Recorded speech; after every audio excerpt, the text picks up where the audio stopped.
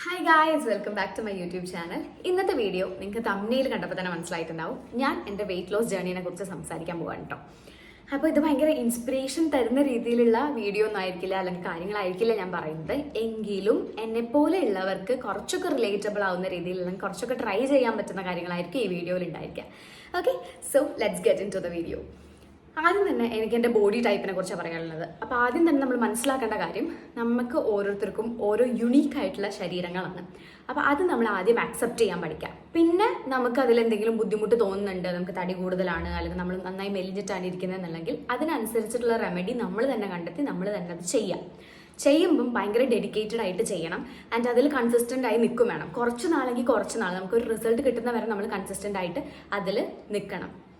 Okay, അപ്പോൾ ഇത്രയാണ് എനിക്ക് ആദ്യം തന്നെ പറയാനുള്ളത്. ഇനി ഞാൻ എൻ്റെ ബോഡി ടൈപ്പിനെ കുറിച്ച് പറയുകയാണെങ്കിൽ, എൻ്റെ ബോഡി ടൈപ്പ് എന്ന് പറഞ്ഞാൽ പെട്ടെന്ന് തടി വയ്ക്കും ആൻഡ് പെട്ടെന്ന് തടി കുറയും. അങ്ങനെയാണ്. ഒരു ബാലൻസ്ഡ് ആയിട്ട് പോകാൻ ഞാൻ തന്നെ കഷ്ടപ്പെടണം. അതാണ് എൻ്റെ ഒരു അവസ്ഥ. ഓക്കെ, അപ്പോൾ ഞാൻ ചെറുപ്പം തൊട്ടേ അത്ര എന്താ പറയുക, നല്ല തടിയുള്ള ഒരാളെന്നായിരുന്നില്ല, എന്നാലും ചെറിയൊരു ചബ്ബിനെസ് ഒക്കെ ഉള്ള ഒരാൾ തന്നെയായിരുന്നു. ആൻഡ് ഒരു 10th കഴിഞ്ഞപ്പം എൻ്റെ ബോഡി എന്ന് പറയുന്നത് ഒരു നോർമൽ ബോഡിയാണ്. അതായത് എൻ്റെ ഹൈറ്റിനനുസരിച്ചുള്ള വെയിറ്റ് എനിക്കുള്ളൂ. അങ്ങനെയായിരുന്നു. എന്നിട്ട് +2 കഴിഞ്ഞ് ഞാൻ ഡിഗ്രിക്ക് ജോയിൻ ചെയ്തപ്പം ഞാൻ ഹോസ്റ്റൽ ലൈഫിലേക്ക് മാറി. അപ്പോൾ ഹോസ്റ്റൽ ലൈഫിൽ ഭയങ്കര ഷോക്കായിരുന്നു സത്യം പറഞ്ഞു കഴിഞ്ഞാൽ. അപ്പം അത്യാവശ്യം നന്നായി ഫുഡ് കഴിക്കുന്ന ഒരാൾ തന്നെയായിരുന്നു ഞാൻ. ഫുഡ് അടിക്കലൊക്കെ കുറഞ്ഞു. അപ്പം ഞാൻ ഒന്ന് നന്നായി ക്ഷീണിച്ചു. ഒരു 43-44 kgs ഒക്കെ ആയി ഞാൻ ആ സമയത്ത്. It was okay for me. അത് കഴിഞ്ഞ് ഞാൻ എൻ്റെ PG ലൈഫിലേക്ക് മാറിയപ്പം അതിനിടയിൽ കൊറോണ ഉണ്ടായിരുന്നു കേട്ടോ. കൊറോണ ടൈമിൽ നമുക്കറിയാമല്ലോ, നമ്മൾ വീട്ടിൽ തന്നെ സ്റ്റക്കാണ്, നമ്മൾ നന്നായി ഫുഡൊക്കെ അടിക്കുമായിരുന്നു. അപ്പം അതിനനുസരിച്ച് എനിക്കൊരു വെയിറ്റ് ഗെയിൻ ഉണ്ടായിരുന്നു. ഒരു 45-46 kgs ഒക്കെ ആയിട്ടുണ്ടായിരിക്കാം. ഞാൻ അന്ന് ചെക്ക് ചെയ്തിട്ടില്ല. അത് കഴിഞ്ഞ് ഞാൻ PGക്ക് പോയി എറണാകുളത്ത്. പിന്നെ പറയണ്ടല്ലോ, ഫുഡ് എക്സ്പ്ലോർ ചെയ്യാൻ പറ്റിയ പ്ലേസ് ആണ്. ആൻഡ് അത് ഞാൻ മാക്സിമം എക്സ്പ്ലോർ ചെയ്തിട്ടുണ്ട്. ആ 2 വർഷം ഞാൻ എൻ്റെ PG ടൈമിൽ ഏറ്റവും കൂടുതൽ ഞാൻ എക്സ്പ്ലോർ ചെയ്തേക്കുന്നത് അവിടുത്തെ സ്ഥലത്തേക്കാളും ഫുഡാണ്. അപ്പം എപ്പോഴും ഫുഡ് കഴിക്കാൻ പുറത്ത് പോകും, പുറത്തുനിന്ന് നല്ല ഫുഡ് കഴിക്കും. അൽത്താസയിലെ ഷവർമയാണ് ഏറ്റവും കൂടുതൽ എൻ്റെ ഫേവറേറ്റ് ആയിട്ടുണ്ടായിരുന്നത്. അതാണ് കുറേ പ്രാവശ്യം കഴിക്കാറ്. അങ്ങനെ കഴിച്ച് ഓട്ടോമാറ്റിക്കലി ഞാൻ തടി വെക്കാൻ തുടങ്ങി. എനിക്കെന്നെ മനസ്സിലായി ഞാൻ തടി വെക്കുന്നുണ്ടെന്ന് മനസ്സിലായി. അങ്ങനെ അത് കഴിഞ്ഞ് PG കഴിഞ്ഞപ്പോഴത്തേക്ക് ഞാനൊരു 47-48 kgs ഒക്കെ ആയി. അത് കഴിഞ്ഞ് ഞാൻ ട്രിവാൻഡ്രത്തേക്ക് പോയി, ഒരു കോഴ്സ് ചെയ്യാൻ വേണ്ടി പോയതാണ്. തിരിച്ച് ഞാൻ ഇങ്ങോട്ട് വന്നപ്പോഴത്തേക്കും ഞാൻ 54 kgs ആയി. അതൊരു അൺഎക്സ്പെക്റ്റഡ് വെയിറ്റ് ഗെയിൻ ആയിരുന്നു. കാരണം ഞാൻ ഒരിക്കലും എക്സ്പെക്ട് ചെയ്തിട്ടില്ല എൻ്റെ ശരീരം അത്രയും തടിക്കുമെന്നും എനിക്ക് അറിയണ്ടായിരുന്നില്ല. ഞാൻ ഇവിടെ ഫോട്ടോ കൊടുക്കാം കേട്ടോ, ഞാൻ എങ്ങനെയായിരുന്നു തിരിച്ച് വന്നപ്പോൾ എന്നുള്ളത്. എന്താണ് അതിൻ്റെ മെയിൻ റീസൺ എന്ന് പറഞ്ഞാൽ, അവിടെ ഫുഡ് അടിപൊളിയായിരുന്നു. അപ്പം 4 നേരം നമുക്ക് നല്ല ഭക്ഷണമുണ്ട്. നല്ല ഭക്ഷണം കിട്ടുമ്പോൾ ഓട്ടോമാറ്റിക്കലി നമ്മൾ കഴിക്കുമല്ലോ. പ്രത്യേകിച്ച് എൻ്റെ ഇതുവരെയുള്ള ഹോസ്റ്റൽ ലൈഫിൽ അത്ര നല്ല ഫുഡ് ആയിരുന്നില്ല. അപ്പം ഇങ്ങനെ ഒരു ചാൻസ് കിട്ടിയപ്പോൾ ഞാൻ മാക്സിമം മൊത്തലാക്കി. നമ്മുടെ വീടിനേക്കാളും അത്രയും അടിപൊളിയാണ് അവിടുത്തെ ഫുഡ് ഉണ്ടായിരുന്നത്. അങ്ങനെ നന്നായി ഫുഡ് കഴിക്കുമായിരുന്നു. കഴിച്ച് വെയിറ്റ് ഗെയിൻ ആയി. 54 kgs ആയി. തിരിച്ച് വന്നപ്പം ഞാൻ കുറേ ഫംഗ്ഷൻസ് ഒക്കെ അറ്റൻഡ് ചെയ്യാൻ തുടങ്ങി. അപ്പോൾ റിലേറ്റീവ്സ് ഒക്കെ ഓട്ടോമാറ്റിക്കലി ചോദിക്കുമല്ലോ, തടി കൂടി കണ്ടു കഴിഞ്ഞാൽ. എന്നെ അങ്ങനെ അത്രയും വെയിറ്റ് ഗെയിനിൽ അവർ കണ്ടിട്ടില്ല. അപ്പം അവർ ഓട്ടോമാറ്റിക്കലി ചോദിക്കാൻ തുടങ്ങി. കാണുമ്പോൾ തന്നെ സുഖാണോ മോളെ എന്നുള്ളതിൻ്റെ അപ്പുറത്തേക്ക് അതിന് പകരം അവർ ചോദിക്കുന്നത് തടിച്ചു കൊഴുത്തല്ലോ. അങ്ങനെ ചോദിക്കില്ല, എൻ്റെ മുഖത്തൊക്കെ പറഞ്ഞ കാര്യങ്ങളാണ് കേട്ടോ. തടിച്ചു കൊഴുത്തല്ലോ, കറുത്തല്ലോ, അങ്ങനെ ഭയങ്കരമായിട്ട് ബോഡി ഷെയ്മിങ് ഞാൻ നേരിട്ട് കൊണ്ടിരിക്കുന്ന ഒരു സമയമായിരുന്നു കഴിഞ്ഞ ഒരു ജൂൺ ജൂലൈ ആ ഒരു ടൈമിൽ, കഴിഞ്ഞ വർഷം. അതെനിക്ക് ഭയങ്കരമായിട്ട് എന്നെ വിഷമിപ്പിക്കാൻ തുടങ്ങി. ഞാൻ എന്തെങ്കിലും ഫംഗ്ഷനൊക്കെ കഴിഞ്ഞിട്ട് വന്നിട്ട് വീട്ടിൽ വന്നു കഴിഞ്ഞാൽ ഞാൻ അമ്മോട് പറയും, സങ്കടം പറഞ്ഞ് ഞാൻ കരയും. അമ്മ അവരിങ്ങനെ പറഞ്ഞു ഇങ്ങനെ പറഞ്ഞു എന്നൊക്കെ പറയും. അപ്പം അമ്മ സമാധാനിപ്പിക്കാം. എനിക്കിപ്പോൾ വേറെ എന്താ പറയാൻ പറ്റുക, സമാധാനിപ്പിക്കും. ഫുഡ് കഴിക്കണ്ട, ഫുഡ് കട്ട് ചെയ്യുന്നൊന്നും അമ്മ പറയില്ലല്ലോ. അങ്ങനെ സമാധാനിപ്പിക്കാനൊക്കെ തുടങ്ങി. പക്ഷെ എനിക്കതുകൊണ്ട് ഏൽക്കുന്നുണ്ടായിരുന്നില്ല. ആൻഡ് എൻ്റെ അനിയൻ ജിമ്മിന് പോകാൻ സ്റ്റാർട്ട് ചെയ്തൊരു ടൈമായിരുന്നു ആ സമയത്ത്. പക്ഷെ എനിക്ക് ജിമ്മിന് പോവുക എന്ന് പറയുമ്പോൾ എനിക്കതൊരു ചമ്മലുള്ള പരിപാടിയായിരുന്നു. എന്ന് വെച്ചാൽ മടി ഉണ്ടായിരുന്നു നല്ലോണം. എത്രത്തോളം ദിവസം പോകാൻ പറ്റുമെന്ന് എനിക്കറിയില്ല, അങ്ങനെയൊക്കെ. അപ്പം ഞാൻ ഒരു 1 വീക്കോളം ഞാൻ സൂംബ വീഡിയോസ് കാണുക, അതുപോലെ തന്നെ അത് വർക്കൗട്ട് ചെയ്യാൻ നോക്കുകയൊക്കെ ചെയ്തിരുന്നു കേട്ടോ. പക്ഷെ അതൊന്നും എന്താ പറയുക, എന്നെക്കൊണ്ട് അത് ക്യാരി ഓൺ ചെയ്യാൻ പറ്റിയില്ല. കാരണം പകുതി എത്തുമ്പോൾ ഞാൻ സ്റ്റക്കാവും. അങ്ങനെ 2 ദിവസം ചെയ്യും, പിന്നെ നിർത്തും, അങ്ങനെയൊക്കെയായിരുന്നു. അങ്ങനെയാണ് ഞാൻ ജിമ്മിലേക്ക് പോകാൻ സ്റ്റാർട്ട് ചെയ്തത്. ആദ്യമൊക്കെ നല്ല മടിയുണ്ടായിരുന്നു, നല്ല ചമ്മലുണ്ടായിരുന്നു. കാരണം ബോയ്സ് ആയിരിക്കും കൂടുതൽ ഞങ്ങൾ പോകുന്ന ഈവനിങ് ടൈമിലാണ് പോയിരുന്നു. അപ്പം ബോയ്സ് ഉണ്ടാവുക, അപ്പോൾ അവരുടെ മുന്നിൽ വർക്കൗട്ട് ചെയ്യാനൊരു മടി, അങ്ങനെയൊക്കെ നല്ല ബുദ്ധിമുട്ട് ഞാൻ അനുഭവിച്ചിട്ടുണ്ടായിരുന്നു. പക്ഷേ ഒരു 1 വീക്കിനുള്ളിൽ ഞാൻ ഓക്കെ ആയി. ട്രെയിനേഴ്സൊക്കെ ഭയങ്കര സപ്പോർട്ടീവ് ആയിരുന്നു. അന്ന് തന്നെ അവർ ഡയറ്റ് പ്ലാൻ ഒക്കെ പറഞ്ഞിട്ടുണ്ടായിരുന്നു കേട്ടോ. പക്ഷേ ആ ഒരു സമയത്ത് ഞാൻ നന്നായി ഫുഡ് കഴിക്കുന്ന ഒരാളായതുകൊണ്ട് തന്നെ ഡയറ്റ് എടുക്കുക എന്ന് പറയുന്നത് എന്നെക്കൊണ്ട് പോസിബിൾ ആവുന്ന കാര്യമായിരുന്നില്ല. അപ്പോൾ ഞാൻ ഡയറ്റൊന്നും എടുക്കില്ലായിരുന്നു. പക്ഷേ ഡെയിലി ഞാൻ വർക്കൗട്ട് ചെയ്യും, ഞാൻ ഫാറ്റൊക്കെ ബേൺ ചെയ്യും, എന്നിട്ട് ഞാൻ തിരിച്ചു വരും. അപ്പോൾ ഭയങ്കര ഹാപ്പി ആയിരുന്നൊരു സമയമായിരുന്നു. അങ്ങനെ 54 kgs നിന്ന് ഞാനൊരു 2 months വർക്കൗട്ടിന് ശേഷം ഒരു 51 kgs ഒക്കെ ആയി. അപ്പം ഐ വാസ് ഹാപ്പി, വെയിറ്റ് കുറയുന്നുണ്ടല്ലോ, അങ്ങനെ എനിക്കൊരു സന്തോഷം കിട്ടി. പിന്നെ അത് കഴിഞ്ഞ് എനിക്ക് സെമസ്റ്റർ എക്സാംസ് ഒക്കെ ആയപ്പം എനിക്കൊന്ന് ജിമ്മ് ഡ്രോപ്പ് ചെയ്യേണ്ടി വന്നു.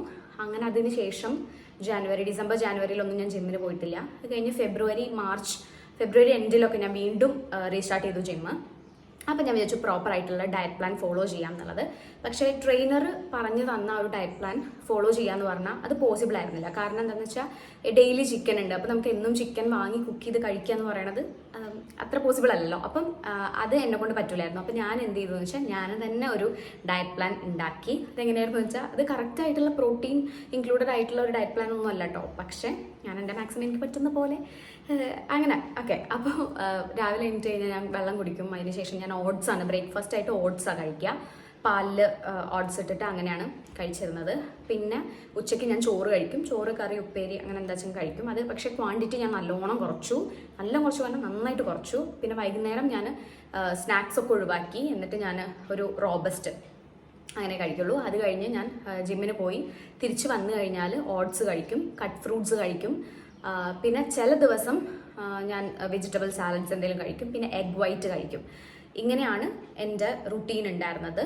അപ്പം ഇത് എനിക്ക് വർക്കൗട്ട് ആയിരുന്നു കേട്ടോ. എനിക്ക് പ്രത്യേകിച്ച് പ്രശ്നങ്ങളൊന്നും വന്നിരുന്നില്ല. വെയിറ്റ് നന്നായി കുറഞ്ഞു. അങ്ങനെ ഞാൻ ജിമ്മ് വർക്കൗട്ടും കണ്ടിന്യൂ ചെയ്തു. അങ്ങനെ ഒരു ഓഗസ്റ്റ് ഒക്കെ ആയപ്പോഴത്തേക്കും എൻ്റെ വെയിറ്റ് നല്ലോണം കുറഞ്ഞു. ഒരു 46 kgs ആയി.